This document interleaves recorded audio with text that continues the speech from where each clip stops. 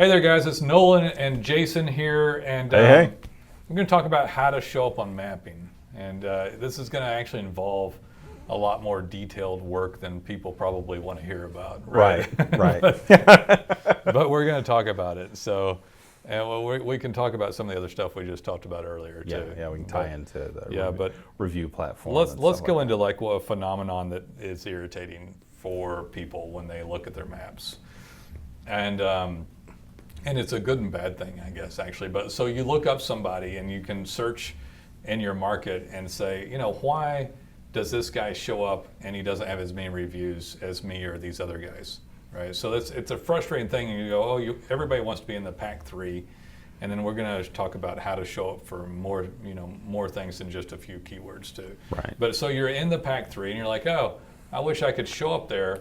And then it's like, why do a lot of these people have like more reviews and they don't show up? Because Google is going to grade you for like lots of different little things. Yeah. And you really don't know what they're grading you on or when the algorithm's going to change and slightly. Changed last week. Yeah, it changed last week. So slightly favor other things just a little bit, and then you fall out or in.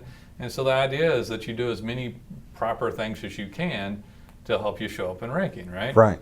So if you just did nothing but reviews, that wouldn't be good, or just nothing but Google even. I think Google even came out and said that. Say, hey, we want to see other reviews besides just... Yeah, they don't want just Google reviews. They want to see reviews on multiple platforms and self-hosted reviews. They want you to have your own reviews hosted on your own website that you gathered from your customers. So you can't even do like aggregate star rating without a self-hosted review, can you? Or can you? I don't know. You can. You can. But that's good it's a good reason to have You self-hosted don't want to fake it.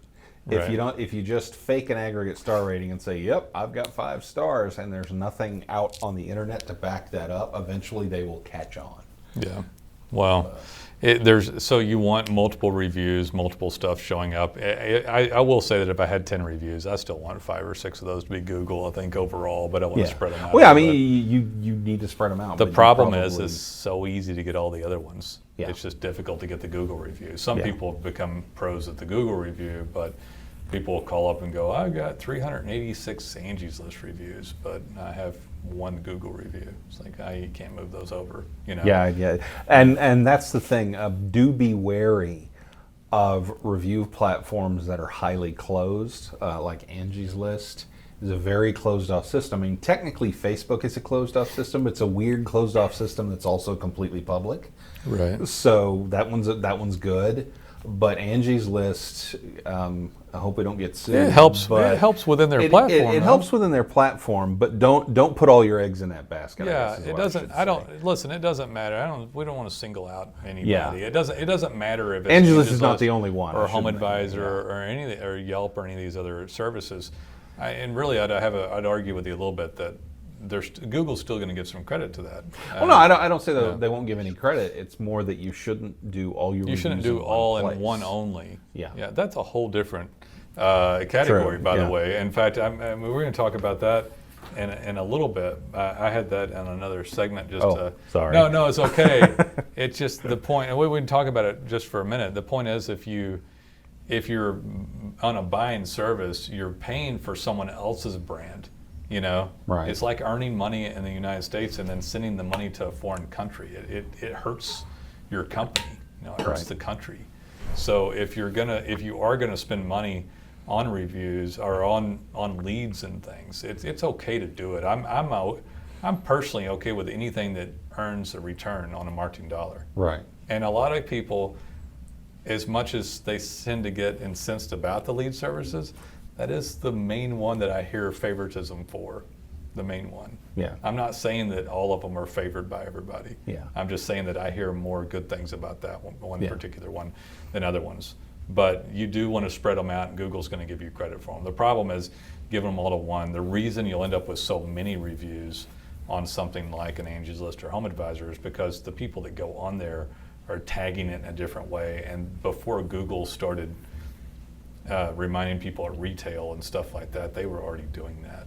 And so their systems are emailing people back, but they're using that service kind of like a Google guaranteed or something. Right. At which point they're much more integrated. They know they went to the job and then they solicit them for a review. Right. That's why they end up with so many. Yeah. Well, on Google, you have to do it yourself. But Google doesn't do it for arguably, you. Yeah. having all those reviews does minutia to nothing to get you to show up on Google. Even though Google says they're going to give credibility to it, and they would, remember what we talked about earlier, to show up on mapping, you have to have a lot of things done. So having a heavily weighted presence on one lead source is not going to get you onto Google Maps, Right. basically. Right. Which is the reason I don't know. I mean, I have no logic, rhyme, or reason. I would take slightly more than half.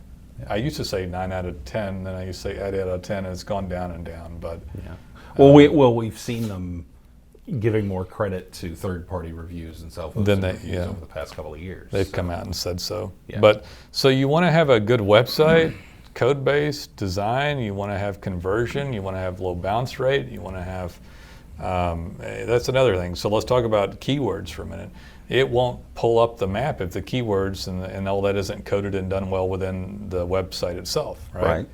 So you can literally I mean, you can have the best, the best website ever, but if you don't have content around a certain keyword, then Google doesn't know to show you on the map. they won't for that guess. keyword. They won't guess that you provide the services. Yeah, unless they have like no other options. And if you're the only person providing your service, Maybe. in general, in a 400 square mile radius, you might get it, but otherwise, no. But you can literally have dozens to hundreds of additional keywords to show up in mapping just by having the website built out properly. Right. And I'm going to belabor the point here, and I like to say this, is it's important to remember that the mapping result, the 3-pack, that is an organic search result. That is based off, they take the information in your Google My Business, and then they compare that to everything on your website, and that's how they determine that. It is not just, I signed up for Google My Business and I got reviews, and therefore I'm in mapping. You have to have the website back. It's a combination of things going on. Yeah, you have to have all these other things going on, or you're never going to show up in the mapping pack through. Yeah, it's tough too. The larger the market, the more competitive it gets. Right, obviously. exactly. So we'll talk about like reputation management on this for a little bit. So we can talk about that a little bit more. We work with a program called Righteous Reviews that allows you to check in at job sites, email clients, text clients. It does some negative reputation mitigation on it. The check-ins will pin to a map to show within 2 blocks of where they were on a general map. There'll be individual maps on the city and service pages.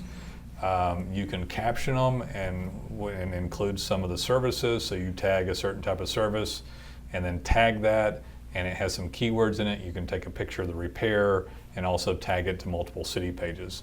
It essentially puts the reviews on steroids and helps mapping show up because Google's research, or they're spidering the schema code. Yeah, right? These check-ins and reviews that Righteous Reviews provides are coded with microdata schema. So they have all of the kind of normal schema markup is in there, but the big one is geolocation that has geo coordinates built into it, and that's you show the map and you say I was here, and then the schema data is there, and Google looks at that, and let's just say you're over in this part of town and someone is across town from you, but you've done jobs up where they are, and they do, hey, I'm looking for this service near me. Right. And Google spidered your site and everybody else's site, and there's a bunch of people that say that they'll do that service in that area, but on your service page and your review page, you've actually got check-ins in that area. Activity. That's essentially demonstrating proof. In a more concrete, proving that you go there, and they say, oh well, this guy should probably be at the top because we know he goes there. Yeah. So you take basically, I mean, and all that gets spidered, all that schema code and everything gets spidered, and I don't know for sure, but one would assume it helps their mapping as well, right? Yeah. So if you're trying to show up on a larger scope on your map, if you're trying to validate we've seen that. We've actually tested it. That the map will show up better. Yeah, that the mapping will show up better when you have that microdata on the schema on those pages with the geolocation. Well, I'm a big believer in just the reputation management integrated properly, worked on with the staff ought to be the number one thing done. It's going to help your mapping, and it helps all kinds of other stuff too. Right. Organic pages, your city pages, your service pages, and all that stuff. not necessarily a mapping issue, but it all ties in together now, right? Right. So, so anyway, I hope that helps out a little bit as far as how to show up, what things that help you show up. And I could go in, I mean, we of course do your code base, your design, your content, your blogging. We make regular changes, blog regularly, code base changes regularly. We do citations, we work in your Google My Business account. We provide you with great tools like Righteous Reviews and pay for the software licensing for that so that you can have it all integrated properly. Right. If you don't have all these things integrated into your website and your overall effort, you're going to have a really hard time showing up for not only on your mapping, but on your organic and your review integration and everything else. It gets tougher and tougher. You want to have a medley of things going to show up properly and show up as high as you can. And it definitely should be done. You know, it's worth the fight. That's a whole different thing. Yeah, that's a whole different rah-rah Yeah, moment. we're going to talk about that in a minute. All right, guys, we'd love to hear from you. We'll see you next time. Take it easy.